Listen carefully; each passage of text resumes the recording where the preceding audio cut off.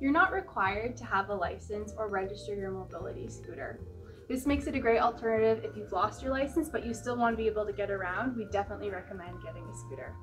Insurance is similar. You don't need insurance to operate a mobility scooter. However, if you want to have insurance, physical damages and liability are generally covered under your home insurance policy. Reach out to your local insurance provider for questions and more details.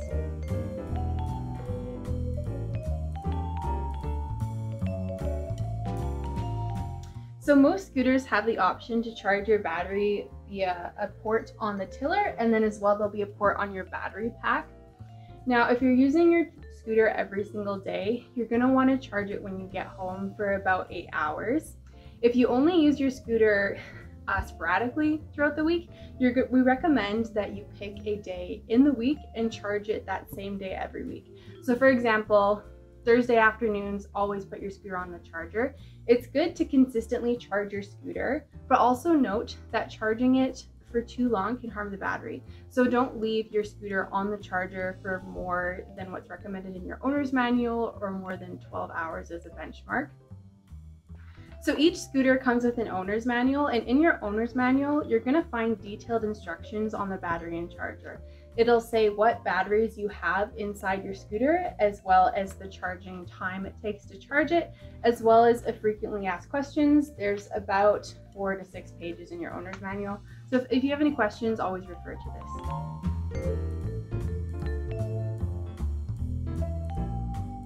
So the freewheel lever at the bottom of your scooter allows you to roll the scooter back and forth without having it turned on. So right now we have it on, so it's unlocked, and so that means that I can move the scooter without it being turned on. Now note, if you try to turn on and drive your scooter with the lever unlocked, it's going to beep at you. So if I turn it on, you're going to hear this beeping noise. So what you want to do is just go back to your lever, make sure you lock it. With scooters, you'll usually have one. Sometimes you'll have one lever on each side, but they're pretty noticeable. You'll be able to find it. Now I can turn my scooter on. It's not going to beep any longer, and I can drive away.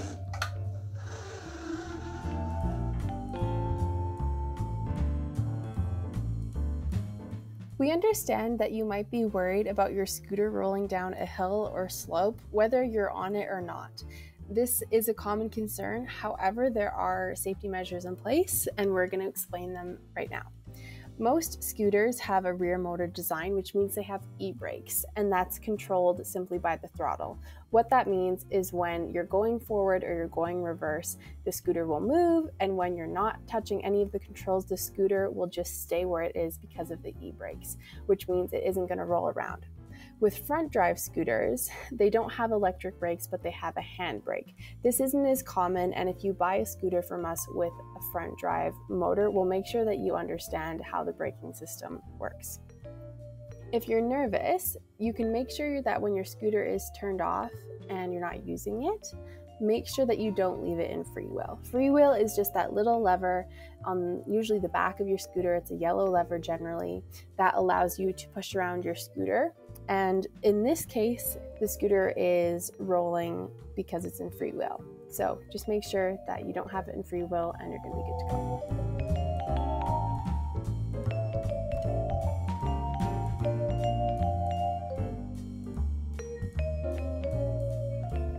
So light amounts of rain or snow are all right. You don't need to fear that. However, large amounts of liquid can damage the electronics on your scooter, especially if it gets on the underside of your mobility device. So we do offer certain products that can help, that you can attach to your scooter or keep with you, say in a backpack, so that you have them with you at all times. We have tiller covers, joystick covers for power chairs. We have capes that you can wear, canopies that we put on the scooter. We also do have scooter covers that go over your whole scooter when you're not using it. We can talk about that more later. If you don't have any of these accessories, or you don't currently have the money for them, we recommend keeping a garbage or recycling bag in your basket that you can throw over you and or your scooter in the case that you get caught in rain unexpectedly. So snow can be tricky because different scooters have different ground clearances, and you don't want to get stuck in the snow or have the snow get in the electronics on the bottom of your scooter. So you want to be careful if you're traveling in snow. We'd recommend getting a bigger scooter with a higher ground clearance if you're going to be traveling in the winter a lot.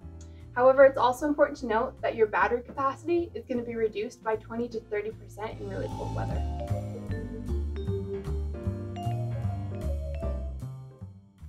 Scooters are designed to drive on sidewalks and follow pedestrian rules.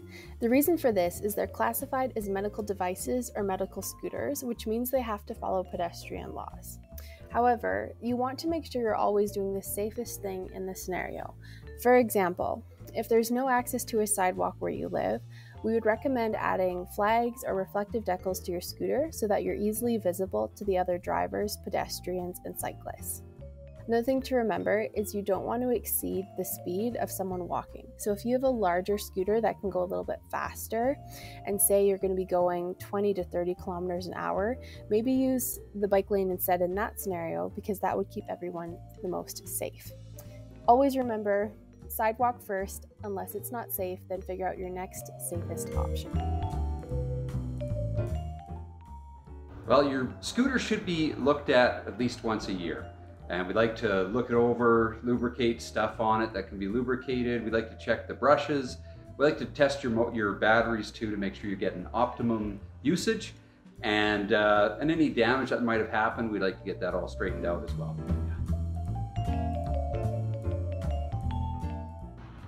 You can absolutely take your scooter with you into the supermarket, but if you're purchasing one and you know that's where you're going to be using it, be sure to make sure it's small enough to fit in the aisles and it has enough maneuverability to make all the tight turns that we find in our supermarkets. Happy shopping!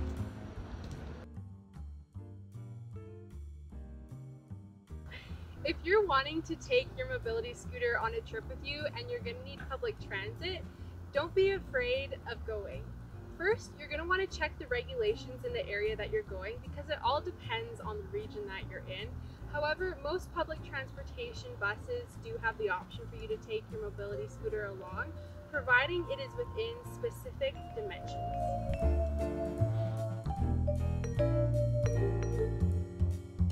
If you want to store your mobility scooter outside, there's two key things to consider. One, is this a safe spot for you to keep your scooter? Or maybe you need an additional lock to protect your scooter. The second thing is the weather. If you're leaving your scooter outside, it definitely needs to be protected. So if you're leaving it in a garage, you're still going to want some sort of cover that's light to protect it from the dust and grime. But if you're outside and just outside, you're definitely going to want a larger cover that's thick and that's water resistant to protect all the electronics as well as the body of the scooter.